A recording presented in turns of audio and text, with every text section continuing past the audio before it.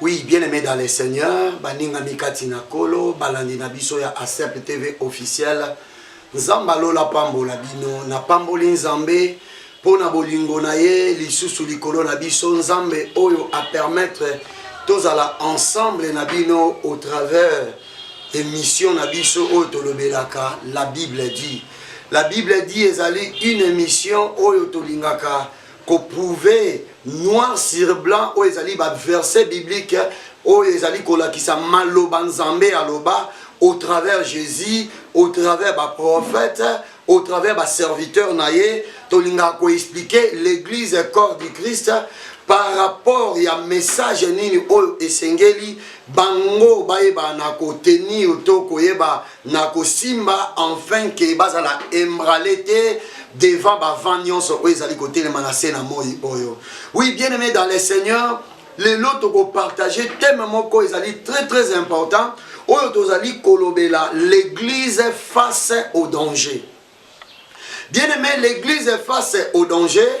Ezali moko ya thème oyo Nzamba pesi biso pona koyeba na ko exposer pe ko avertir église corps du Christ parce que ezala ba réalité mususu ezali ko se passer na minute oyo na mboka na biso République démocratique du Congo.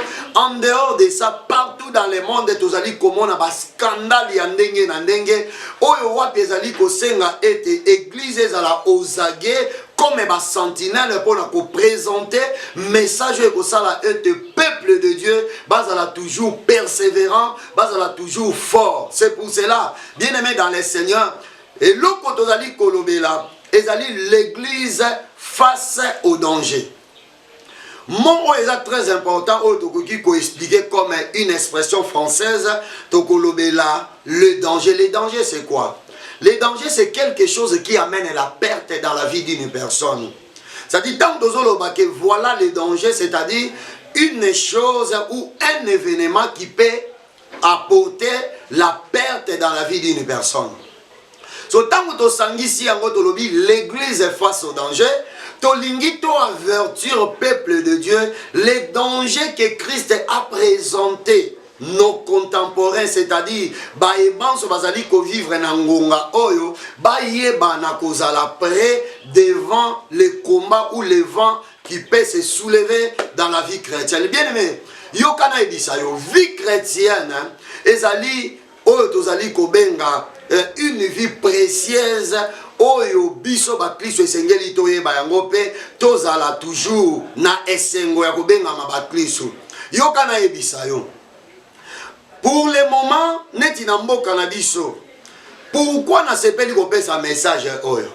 Message oyo nazo pesa yango surtout bana oyo bazana kondima mukieto ba oyo kondima na nekola te. Parce que biso oyo tozali kotanga Biblia pe tozali komona nini Nzamba loba, nini oyo Yesu aloba, tokobanga te na ekeke oyo tokomi ekeke moko tozali komona ozomona ke olie bana na Nzambe ba présenter oyo ezali ba faiblesse na bango mais tozali komona ba faiblesse ya ba homme de Dieu soi-disant des chantres soi-disant des pasteurs okoki komona ba koswana entre les pasteurs okoki komona donc ba koswana entre les chantres okoki komona ba vidéo même ya mitakala ezali ko se présenter bien aimé. C'est pour cela danger oyo Yesu Christ déjà assis à ebisa kibiso objectif ya diable ezali diable azana souci ya ko fragiliser kondima ya batu. Bien aimé, yo kana ebisa yo Bible zoloba na livre ya Jude. Jude azoloba nini? Jude verset nango 3 alobi la foi est transmise une seule fois, c'est-à-dire kondima ezo kota na kati ya mutu mbala moko. Pourquoi? C'est-à-dire faut yeba que la foi est précieuse.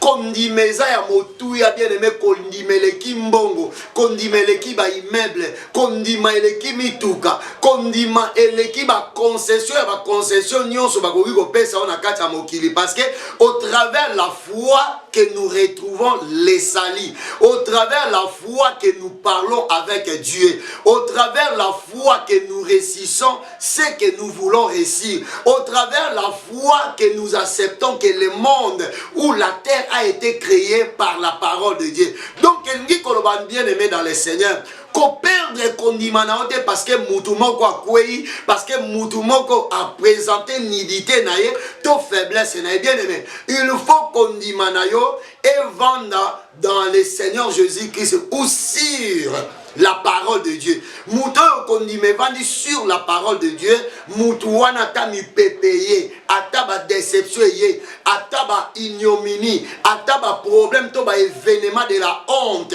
Ouais koki kotelema akobeta tolo alobi, moi j'écris au Seigneur Jésus-Christ et personne ne peut ébranler ma foi. C'est pour cela nazo biso bien aimé muto ko kwa isa kondimana zate na kombo na Yesu Christ kondimana yo et simbama au travers la parole de Dieu. Tozo lobela, l'église face au danger. Bien aimé, c'est un avertissement que Christ avait donné à ses disciples avant de partir.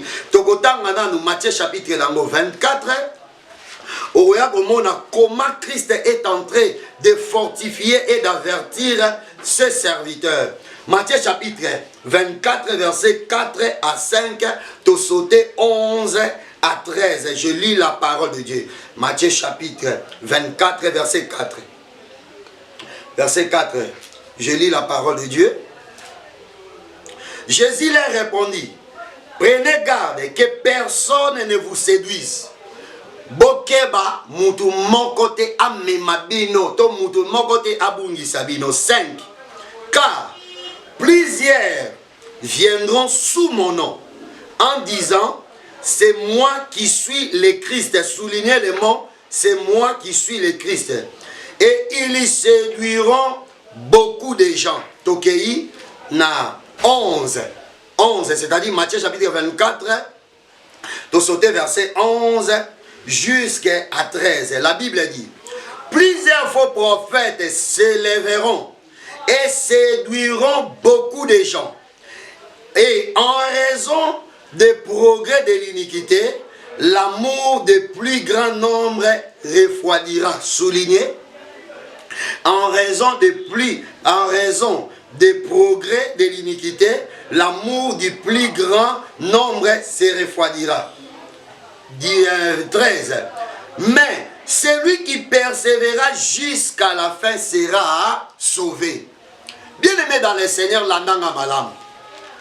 Yesu Christou, tangu a se retrouvé na katia Jérusalem, Bible ezoloba ke na sorti na bango ya Jérusalem, ba disciple na ye, ba bendi ye pembeni pona ko lakisa ye to ko faire remarquer ye o ezali construction ya temple ya Jérusalem. Tangu bazali koyebisa ye, Yesu alobelaki bango maloba lobi ke bomoni temple bozomona ekotika la teka ne bomoni yango mikolo koya ekobukana. Bien aimé. Tangu Yesu alobeli bango ba yekoli bazalaki na besoin ba yeba ba signe ya temps de la fin. Souci ya ba yekoli ezalaki ba yeba ba signe ya temps de la fin. Alors, par rapport ya ba signe ya temps de la fin, et bazalaki pe na besoin ba yeba comment ce temps ekoya ndenge nini. Yesu ayebisi bango na ko expliquer bino kaka na o etali ba signe, mais en ce qui concerne le temps, même nga moko na yebi yango te wana etikali na souveraineté ya divinité, c'est-à-dire ya bonzambe. Alors, par rapport ya ba signe ya temps de la fin, Yesu aye ko yebisa bango alobi bokeba. Alobi bokeba mutu moko te a séduire bino. Alobi batu ebele, c'est-à-dire ba faux serviteur, ba koya na kombo nanga, pe ba koloba ete, alobi c'est moi qui suis le Christ. Mon Christ batu ebele ba yebakate, ça signifie le oint. Pour dire quoi? Bakobeta tolo ke baza ba oint de Dieu. Bakobeta tolo ke bango baza ba serviteur de Dieu. Donc na sens Yesu alingaki koloba. Ya koloba ke c'est moi qui suis le Christ. Batu bisu ba omona ke akoloba ke ngane naza Yesu. Non. akolobake azali ouin, c'est-à-dire bako se proclamer comme des serviteurs de Dieu. Tu connais 11 à 13, Yesoye koloba ete bakoye na objectif ya ko séduire batu ebele. Séduction na bango ekozala par des miracles et séduction na bango ekozala aussi par des iniquités. C'est-à-dire bakosala ba miracle po babenda bato ebele na ngambo na bango ya mibale bakolembisa kondima ya batu par rapport ya ba scandale. Alléluia. Bien-aimé dans le Seigneur, tikana ebiso yo zola nanga partout dans le monde. Comment la scandale ya ba faux serviteur te. Oh bakanga ki na mwasi. Oh ala loba ki boé. Oh asala ki boé. Oh bien le réseau kamisa na mikolo. C'est pour cela que Dieu soit loué. Nzamba zwa lokomo parce que il y a eu de faux serviteurs oyo abimisi mutakala na bango na télévision. Comment es toi un serviteur de Dieu? On va prophétiser sur les matchs. Dans l'année Mosali moko na niveau ngaba. Pe azolo baza sérieux. Mon frère yo prophète yangaba. Intérêt en Zambé na football les alanines. Ceux qui te football les agaga, vous êtes derrière des satanistes et vous louez des satanistes. Un homme de Dieu, oyo, azali kolobakeote, nauti, nangomba, nauti kosambela, Dieu m'a montré que l'RDC a gagné 3 buts à 0. Au moins, il qui sonne. C'est pour cela 3 buts à 0. Yango na Maroc ba pesi RDC 3-0. Donc 3-0 ce tolobi ezalaki 4-1. C'est-à-dire okoye bisanga nini ke Satan ibaki ba bi à RDC a pesi ba Marocain. Omoni place obimi mutalokuta. Mususu kuna na monga fula ote nzamba la kisinga église eza na monga fula na minute oyo ndenge eza wana toko gagner na match wana première temps ezalaki aller match aller. C'est ça le danger que Christ avait déjà averti à l'église en disant que plusieurs faux prophètes viendront à mon nom et ils diront qu'ils sont de Christ. Au moment yo mosala nzambe tant déjà au côté na terrain au eza ya yote au matao kita babundisa ka Satan na terrain a été oko échoué. Football botike la ba footballeur botike la ba supporter biso toza ba prédicateur ya bonne nouvelle côté ya batu Yesu Christ po batu ba bongo la mutema. Alléluia. Tika nzamba confondre ba faux prophète nyonso. Ne pensez pas que makamurozo sala boko bungi sabana na nzambe. D'ailleurs Yesu azali koloba que ce temps sera difficile, mais à cause des Élis, Dieu va rétrécir, c'est-à-dire il va abréger ces temps-là. Alléluia. Bien-aimé dans le Seigneur, danger wana déjà Yesu alobaki ba faux prophète ba koya. Bangwana bazobima tala football nenge bimisi ba faux prophète. Tala mikolo nenge tozomona ba vidéo na bango ya mitakala. Wana robangisa bisota eza ba clignotant. Ezola kisake attention, le peuple de Dieu, préparez-vous. Nous sommes vers la fin des temps. Nous sommes vers la fin des temps parce que les faux prophètes s'exposent. Bien-aimé, kondimanayo ebungate parce que Satan yebike ceux qui ont, c'est-à-dire ceux qui n'ont pas été affermis au travers d'un scandale, bakoki koko ya pe kobungisa kondimana bango. Yango balobi ke ils séduiront beaucoup de gens. C'est-à-dire quoi? Bakoyana objectif ya kokoisa kondima ya batu. Tala bikolo. Ezaka phénomène makiona. Comment yo prophète ozo prophétiser numéro de téléphone ya moto? Ma soeur, na yo pozo ndima makambwana. Mon frère, na yo pozo ndima. Donc pour prouver qu'il est prophète, il faut payer sa numéro ya nani ya téléphone ya mutu a expliqué na place mutu azo sa le kobo na chambre ya hôtel masonger un homme menteur. Ce qu'on dit loko wana au travers les salis plutôt du Seigneur Jésus-Christ apport na mweza nini. Dans la nzamba sala ka miracle na objectif ya ko sauver. objectif ya kobangisa batu. Soki miracle komi po comme plaisanterie, soki miracle komi to ba prodige komi po batu bandima oza mosali. Bien aimé, nous n'avons rien à prouver parce que Dieu nous a appelés. Nous sommes des hommes de Dieu. La seule chose est que il faut que nous puissions prêcher l'évangile pire afin que le peuple de Dieu soit sauvé. C'est pour cela, bien aimé. Yesu alobini, ba faux prophète bakoya, eza comme signe à temps de la fin. Balobi objectif la bango ezali, ba séduire batu pe ba faire diminuer, c'est-à-dire pour refroidir la foi de quelques-uns. Mais nazolo bango na komwa Yesu Christ ou bien aimé dans le Seigneur. Bangonde bazali ko sambwa Yesu atikala ko sambwa te. Bangonde bazali ko sambwa Yesu na église de ko tikala ko sambwa te. Parce que Bible ezali ko loba ete. Tangu Yesu azolobela Pierre, alobi tu es Pierre, sur toi je bâtirai mon église dont les portes de l'enfer ne prévaudront point contre elle, c'est-à-dire les portes de l'enfer n'auront jamais l'avantage sur l'église. Alléluia. C'est pour cela, bien aimé, église église l'église de Dieu est intacte. L'obaba église locale, oyo ezali implantée par une personne, awane kokweya. L'obaba église locale, oyo Yesu Christ à reconnaître yangote, oui, wana normal. Mais ba église, oyo Yesu atongi na kati ya mitema ya batu. Bien aimé dans le Seigneur, c'est toi qui es l'église de Dieu. Nalingi koyebisa yo kezala affermi. La Bible dit malgré l'iniquité de quelques gens et kozala faire refroidir kondima ya batu. Mais la Bible dit celui qui persévérera jusqu'à la fin sera sauvé. Tika nzambe alo la faire persévérer yo. Tika loboko ya nzambe esimba yo kweya te na kombo ya Yesu Kristo. Tala lelo oyo. Ndeko mwaze bisanga bi pasteur. Ezo sala même soni koloba koza mosala nzambe na bien papa. Biso kutu ba vrai chrétien Yesu alongola biso soni parce que akufa na lingwanda. Tala tokotika la boyoka soni te parce que notre maître akufa na lingwanda. Deuxièmement, balatisa ekoti ya nzube. Troisièmement, ba buka epe ba tobola e alata soni wana po lelo biso to lata soni te ba chrétien boyoka ngai. Bolanda te ba propagande ya ba faux o bazali ko sala au travers ba bêtises na ba événement na bango. Yesu ayebaki na ko avertir biso que au temps de la fin danger ni kozala. C'est-à-dire plusieurs faux prophètes ba ko tombwama. Objectif la bango ezali ba créer ba scandale po ba zuwa sikoyo batu ba bana ko sambela te. Kozonga jamais place bazé biso neti ne mazoba ngana zongi catholique OK koguma mela Marie OK no sala koguma mela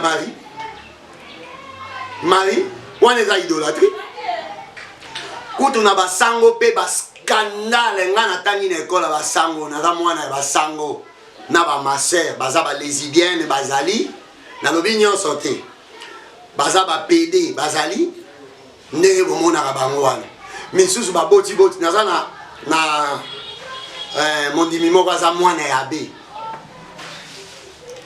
be so yo ebisa nani bango baloba baobala te ndeni babali ndeni baboti ba scandale wala bomona yango te parce que bango baza batu bamesana kovivre na hypocrisie.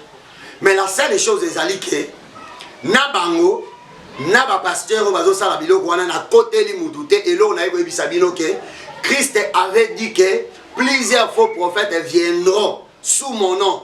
Et bakoloba ete baza ba wen, or ke baza ba wen te. Totanga na nous verset moko. 1 Timothée. C'est pour cela ozomona makambo lokola ya lelo. Makambo ebandi kala. Soke na 2 Timothée kuna chapitre 4 verset 10. Au mona ba prophète plutôt apôtre Déma. Apôtre Déma tango bake na Thessalonique. Na apôtre Paul. À qui marque une ambiance. Mais c'est écrit dans la Bible, 2 Timothée chapitre 2 Timothée chapitre 4 verset 10. Tanga yango komona. Ngana otanga yango te yo tanga na ndako ngana tanga verset oyo esengeli pona yo. Yoga Bible zolo baboy. 1 Timothée chapitre 4. 1 Timothée chapitre 4 verset 1 à 4. Je lis la parole de Dieu. La Bible dit quoi? Mais l'Esprit dit expressement, c'est-à-dire l'Esprit dit formellement, que dans les derniers temps, quelques-uns abandonneront la foi. Yoka, quelques-uns abandonneront la foi. C'est-à-dire, na mikolo ya suka, batu misusu bagotika kondima. Na ko expliquer cause. Oyo déjà, apôtre Paul a dit à Timothée que quelques-uns abandonneront la foi. Déjà, Natango Kalabaloba Kiango, quelques-uns abandonneront la foi pour s'attacher à des esprits séducteurs et des doctrines des démons. 2. Par hypocrisie, des faux discours. La version Moussousou, balobi par l'hypocrisie des faux prophètes. Mais balobi par l'hypocrisie des faux discours. Marqués au fer rouge dans leur propre conscience. Ils prescrivent de ne pas se marier et de s'abstenir d'aliments que Dieu a créés pour qu'ils soient pris avec action de grâce par ceux qui sont fidèles et qui connaissent la vérité. Or, tout ce que Dieu a créé est bon et rien ne peut arrêter, à rejeter, pourvu qu'on les prenne avec action de grâce. Nazaka likolo.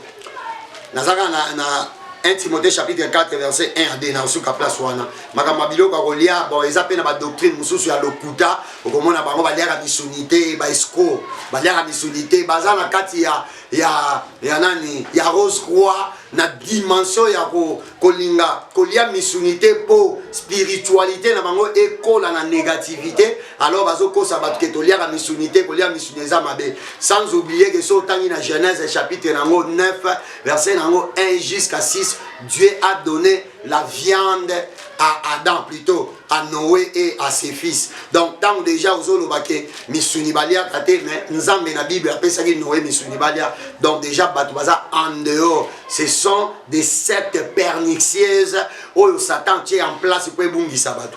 So Bible le Bible na dernier temps, c'est-à-dire na ba temps dernier, na ba fin du temps, na ba ngonga oyo tozo kendo.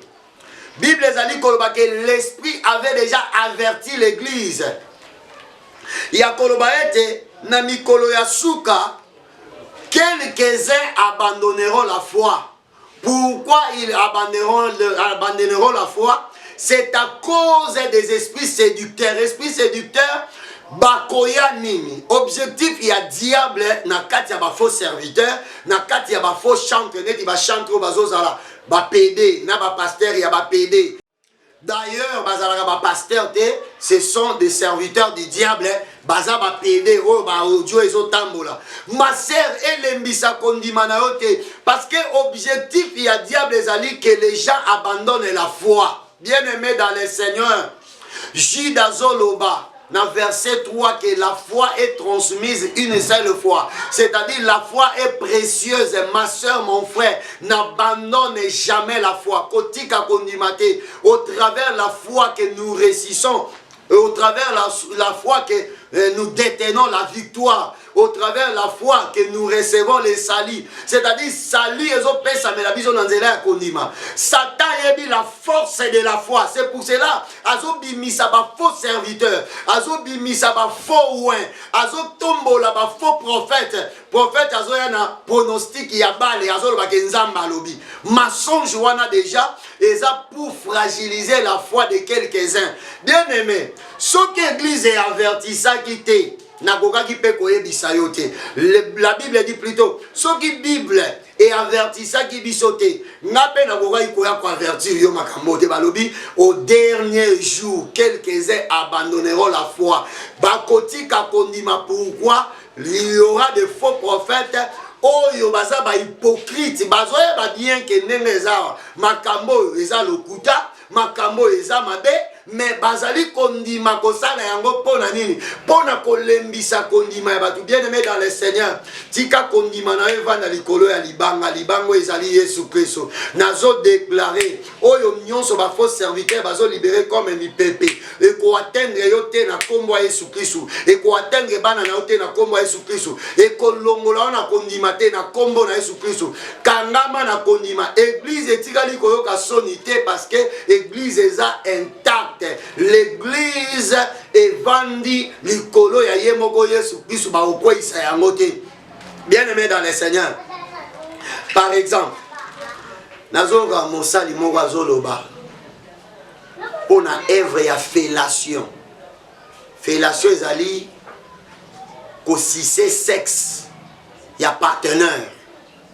mosali moko auti koleka mikolo na télévision azoloba ke eza lisumu te et pas prophète ozandoki papa prophète na yebiso ozandoki fellation eza péché fellation c'est une abomination au monde bokomo bimana mpoasa nzamba bosanisi bino ba verset biblique lokola bobosani ba verset biblique bokomi ko marcher na mbeba alléluia tika nzambe alola adimisa ba faux serviteur au travers inconscience ba komi na yango makambo lobi et la kisike ozala prophète te oza faux ozala kata kabale juif tika kokosa église de Dieu ngana zoloba ke fellation c'est un péché et c'est une abomination bien aimé bato basalaka ba fellation dani eza ba pratique wana eza pratique ya bambwa eza pratique ya banyau nyau ndoko mona zolanda moningane na sima azali ko sisi azali ko lembola mbwa ndoko mona zolanda moningane na sima azali ko sisi azali ko lembola na mutu asala yango ah papa quelle abomination obungi liloba na nzambe zonga na liloba ya nzambe la Bible dit que ils séduiront beaucoup de gens beaucoup des hommes. Pourquoi? Parce que bakoya na lokuta, c'est-à-dire bakoya introduit mensonge na kati ya parole de Dieu. C'est pour cela une mission la Bible dit. Donc on a bimisa ba verset biblique pour na lakisa bino nini oyo nzamba azali koloba. Église de Dieu, le temps est mauvais. Na boyebisa bino. Toza na temps oyo perturbation eza makasi oyo ezo senga okanga mukaba. Yoka makambo apôtre Paul azoloba na bandeko na biso ya Colosse. Yoka message. Et l'église est face au danger. Le danger a été prévenu déjà. La Bible nous parle de danger. Donc autant à Colossiens chapitre 2 verset 8, verset 4 à 8. Je lis la parole de Dieu. Je dis cela afin que personne ne vous trompe par des discours séduisants. 5. Car si je suis absent de corps, je suis avec vous en esprit, voyant avec joie les bons ordres parmi vous, la solidité de votre foi en Christ. La solidité, c'est-à-dire la fermeté. Ah, bah, bien cette expression, la solidité. Ils ont la fermeté. 6. Ainsi, comme vous avez reçu le Seigneur Jésus-Christ, marchez en lui. Soyez enracinés et fondés en lui. Soulignez place 7. Soyez enracinés et fondés en lui. Affermis dans la foi d'après les instructions qui vous ont été données. Nasuki wana. Bien-aimé, Bible ezali ko exhorter biso que tous à la fermeté à foi, tous à la enraciné dans la foi. C'est-à-dire, Bible ezo exhorter biso tous à la ferme na kondima. Ma soeur, mon frère, kobwaka kondima na yo te po ete mutakala ya pasteur moko to ya prophète moko ebimi libanda. Kobwaka kondima na yo te parce que mutu moko asali scandale na ye. Yende ayoki soni, yende réputation na ye bebi, réputation ya Yesu etikali kobeba te et mutu moko te akobebisa réputation ya Yesu Kristo parce que ye moko nana kufa mutakala, c'est-à-dire akufa na lingwanda, ye moko nana tika babeta ye azongisa te okoki koloba ke azalaki humilié, mais la Bible dit que alataki soni po biso tolata jamais soni. L'église de Dieu ne sera jamais honteuse. Mutu moko te akobebisa réputation, réputation ya église ezobeba ekobeba nango te, réputation de abatu wana ebebi bakombo na bango boyebi bao bauti kolakisa biso mikolo vaseline ainsi de suite, mais bafaux prophète bango na bolingi nzamba aloba ndenge nini. C'est ça les derniers temps. Tika nzambe alola pambola bino ba internaute nyonso bo partager teme oto kolobela ngo lisusu l'église face au danger na koya koyebisa yo ba conséquences ya ba faux prophète wana bokomona ninyo nzamba kosala na bango pe ninyo ya laka selon la parole de Dieu, parce que émission na biso la Bible dit to bana opesa bino ka ba verset biblique. Nzamba lola pambola bino bo s'abonner bo partager yango ekozala malamu mingi na pamboli frère na biso créé nzamba pambola na réalisation nzamba pambola frère Dani la toute première fois komona yo mais eza ya sukate nzambe azala na yo na bo sanité h nzamba pambola bino na pamboli pe mon cœur maman Esther Balela nzambe ya pambola yo na pamboli maman Marie Manolia ya papa Ben nzamba pambola bino na pamboli papa Richi ya maman Babi nzambe alola pambola bino nzamba pambola mama Chanda ciao ciao tokomona na tour ezali koya nzamba pambola bino.